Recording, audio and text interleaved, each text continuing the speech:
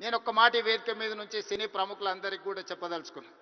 రాష్ట్ర ప్రభుత్వం కఠినంగా కనిపిస్తుంది, కానీ మిమ్మల్ని అభిమానంగా చూసుకుంటుంది. మీ అభివృద్ధికి 100% తోడ్పాటును అందిస్తుంది. ప్రభుత్వం నడిపేటప్పుడు కొన్ని నిర్ణయాలు తీసుకున్నా అది మిమ్మల్ని ప్రోత్సహించడానికి, మిమ్మల్ని అభినందించడానికి, మీకు సముచితమైన స్థానం కల్పించడానికి ఈ రాష్ట్ర ప్రభుత్వం ప్రయత్నం చేస్తుంది. ఈరోజు ఈ వేదిక మీద నుంచి తెలంగాణ రైజింగ్ 2047కు ఒక ప్రత్యేకత ఉన్నది. ఈ దేశానికి స్వతంత్రం వచ్చే 100 సంవత్సరాలు 2047లో మనం పూర్తి చేసుకోబోతున్నాం.